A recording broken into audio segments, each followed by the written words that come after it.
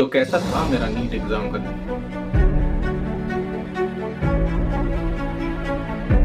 Hello everyone, my name is Shubham and I have scored 710 out of 720 in NEET 2020। तो शुरू करते हैं NEET के पिछले रात से, जब मेरा सिलेबस बिल्कुल भी खत्म नहीं हो पाया था, क्योंकि मैंने लास्ट 7 डेज में ट्राई किया था अपने पूरे सिलेबस को वापस से रिवाइज करने का।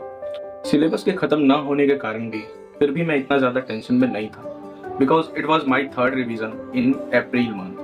फाइनली रात के 11:30 बज चुके थे और अब हमें सोने जाना था ताकि कल अच्छे से एग्जाम दे सकें। अब सबसे ज़्यादा टेंशन की बात यह है कि एग्जाम के चक्कर में नींद कभी नहीं आती। तो जैसा कि हम 3 दोस्तों ने प्लान बनाया था, मैं चला गया उनके रूम में और हमने 2 बेड सटाए और तीनों साथ में सो गए। रात के 1-2 बजे तक तो हम बातें ही कर रहे थे और हमें पता ही नहीं चला कि हमें नींद कब आ गई, और सीधे हमारी नींद सुबह खुली 8 बजे। सुबह उठते ही अब वो दिन आ चुका था for which we have waited for many years. हम लोगों ने ये प्लान बनाया था कि चाहे उस दिन कितना भी बुरा सिचुएशन आ जाए, हमारा फोकस सिर्फ एग्जाम पे होगा और वो 200 क्वेश्चंस में से 180 क्वेश्चंस कैसे करने हैं, सिर्फ इसी के बारे में हम सोचेंगे और डिस्कस करेंगे। मॉर्निंग में 9 बजे तक हम सब रेडी हो गए और मेरे दोस्त सुबह सुबह ही निकल गए अपने एग्जाम सेंटर्स के लिए।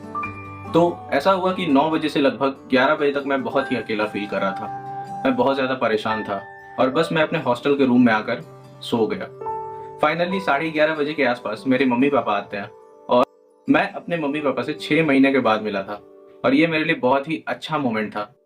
वैसे I came from a normal family, but उस दिन पापा ने एक कार बुक करी थी स्पेशली मेरे एग्जाम सेंटर के लिए। तुम्हारे लिए ये नॉर्मल सी बात हो सकती है, बट मेरे लिए ये बहुत बड़ी बात थी। इससे मुझे ये जरूर पता चल गया था कि मेरे पापा के लिए वो दिन कितना ज्यादा इंपॉर्टेंट था। अक्सर क्या होता है कि पेरेंट्स के एक्सपेक्टेशंस स्टूडेंट्स के लिए बोझ बन जाती है, बट आई वॉज चिल, क्योंकि मुझे पता था कि मैंने अपना 100% दिया है और इसके अलावा हर एक स्टूडेंट कर भी क्या सकता है। मैंने हॉस्टल अबाउट 12 बजे छोड़ दिया और मेरा सेंटर जो था मेरे हॉस्टल से 12 किलोमीटर के आसपास। मुझे कार में गुदगुदी सी हो रही थी और आई वॉज वेरी नर्वस। अंदर से बार बार खुद को बस यही समझा रहा था कि 200 क्वेश्चंस आने हैं, उसमें से सिर्फ मुझे 180 क्वेश्चंस ही करना है और ऐसा कोई क्वेश्चन नहीं होगा जो मैंने नहीं पढ़ा ना देखा हो। हमने बाईपास एंटर किया और एग्जाम के कारण वहां जाम लगा हुआ था।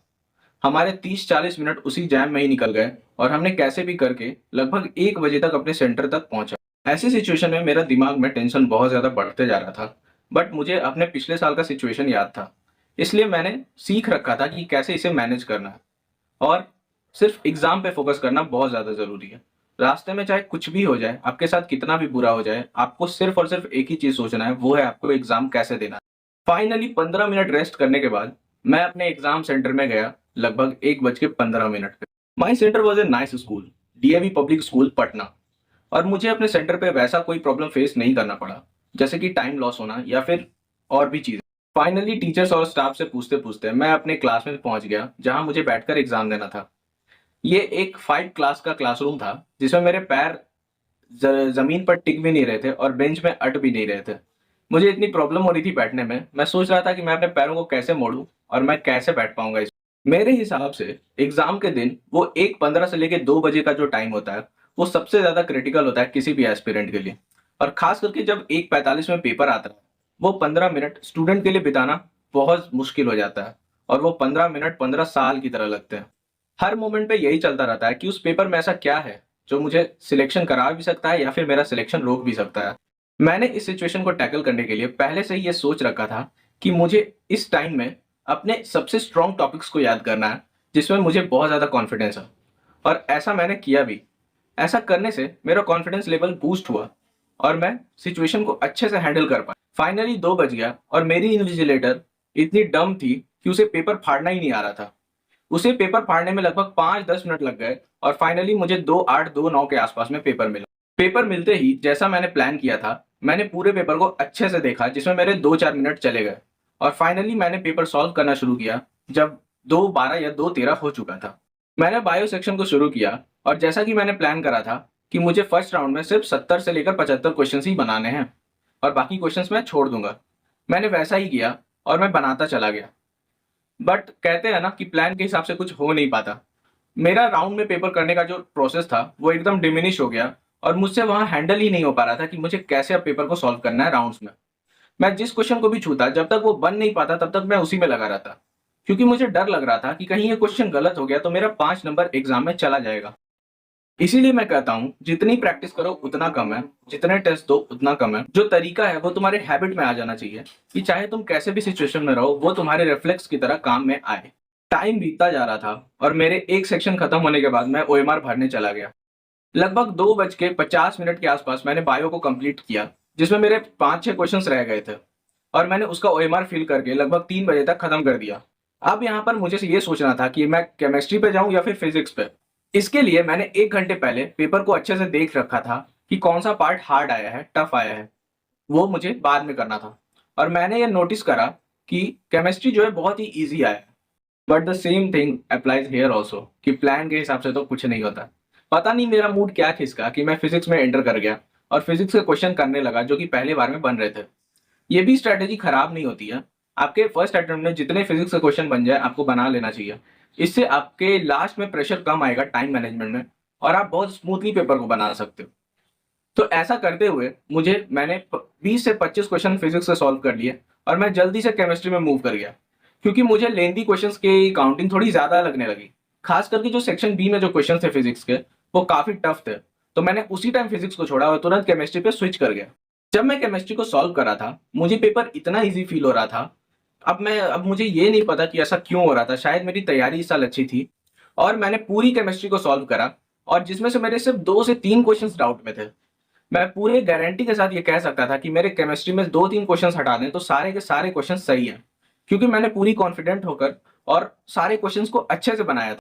जब केमिस्ट्री में इतना कम छोड़ने के बाद मुझे अंदर से कॉन्फिडेंस आने लगा, तब मैंने फिजिक्स की तरफ मूव किया और मैंने क्वेश्चन को सॉल्व करना शुरू किया।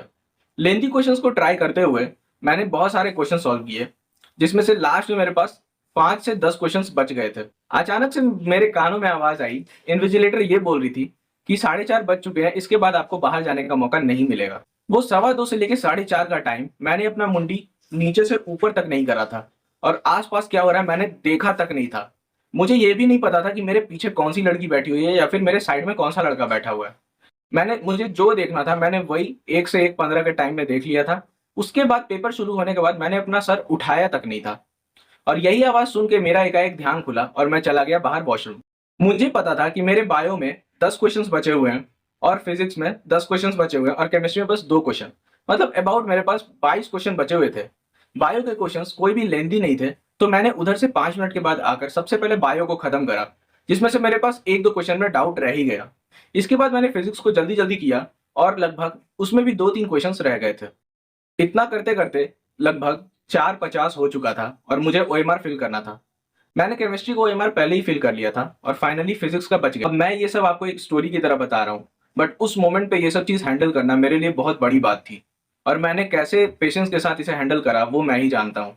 पेपर के बीच में ऐसे क्वेश्चंस भी मिल रहे थे मुझे जो मुझसे सॉल्व ही नहीं हो पा रहे थे और मुझे कहीं ना कहीं ऐसा ब्लर सा फील हो रहा था कि मैंने पढ़ा तो है बट क्या है इसका एग्जैक्ट सॉल्यूशन वो मुझे याद नहीं आ रहा था।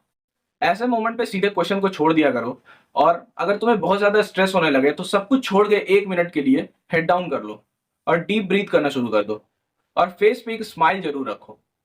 जब ऐसा करोगे तो अंदर से तुम्हें अच्छा फील होगा और जो क्वेश्चंस तुमसे नहीं सॉल्व हो रहे थे वो भी तुमसे सॉल्व होने लगेंगे। फाइनली सारा ओएमआर भरने के बाद फिजिक्स, केम और बायो का 5 बज चुके थे मेरे और लगभग 6 क्वेश्चंस मेरे पास बचे हुए थे जो कि डाउटफुल क्वेश्चंस थे, जिसमें मुझे लास्ट में तुक्का ही मारना था।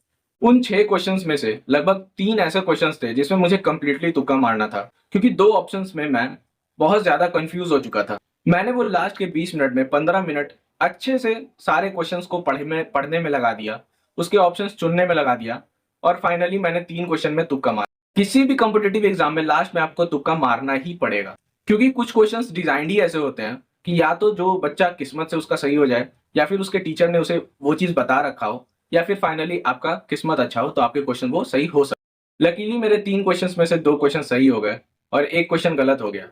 और जो दूसरा क्वेश्चन मेरा गलत हुआ वो मेरे फिजिक्स में क्वेश्चन गलत हुआ, रेडियो एक्टिविटी वाला, क्योंकि वो मैंने कहीं ना कहीं नहीं पढ़ा था। मुझे ऐसा लगा था कि वो सिलेबस से हटा दिया गया।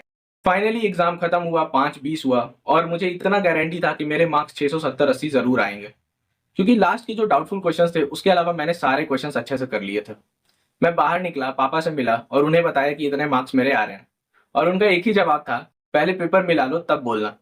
फिर मैं घर आया, रात को घर पहुंचा और मैंने पेपर मिलाया तो सिर्फ 2 क्वेश्चंस मेरे गलत निकले और फाइनली मेरा मार्क्स 710 आया। मेरा ये वीडियो बनाने का पर्पज ये है कि आपको एग्जाम डे के दिन जो स्ट्रेस होता है उससे हैंडल करना बहुत ज़रूरी है। ऐसा नहीं है कि आपका एग्जाम डे एकदम स्मूथ जाएगा। ऐसा कोई भी नहीं होता जिसका एग्जाम डे स्मूथ जाता है। सबके साथ कुछ ना कुछ प्रॉब्लम्स आते हैं। मैंने अपने पास्ट वीडियो में भी कवर करा था कि कैसे मेरा एक दोस्त बैठा हुआ था और उसके आगे एक लड़की बैठी थी, जिसके कारण वो उसके बालों से डिस्ट्रैक्ट हो रहा था और उसे पेपर देने में दिक्कत हो रही थी। दूसरा दोस्त मेरा ऐसा भी था जिसके जिसने फुल शर्ट पहन कर गया था और उसे अंदर अलाउ ही नहीं कर रहे थे। उसे लिटरली अपना शर्ट खोलना और उसे जो बनियान होती है उसमें उसे एग्जाम देना पड़ा। सोच के देखो उसका सिचुएशन कितना खराब था, फिर भी उसने 650 655 स्कोर करा। एक और एक्सपीरियंस मैं तुम्हें बताता हूँ। पास्ट ईयर की बात है, जब मैं एग्जाम सेंटर पे पहुंचा तो मैंने बैग में जूस रखा था जो कि मुझे वहां पीना था, और मेरा एडमिट कार्ड भी सेम बैग में रखा हुआ था, सेम चेन में। मेरा एडमिट कार्ड पूरा गीला हो चुका था और वो एग्जाम में जाने लायक नहीं था। मुझे फाइनली लास्ट के 1 घंटे के अंदर 10 किलोमीटर दूर जाके अपना एडमिट कार्ड निकाल के उसमें फोटो चिपका के थंब वम सब रेडी करके उसे वापस से जमा करना पड़ा। तो तुम सोचो कैसी कैसी सिचुएशंस आती है। बट तुम्हें बस ये ध्यान रखना है कि एग्जाम सेंटर पे तुम्हारे साथ एक दोस्त होना बहुत जरूरी है या फिर पेरेंट्स होना बहुत जरूरी है।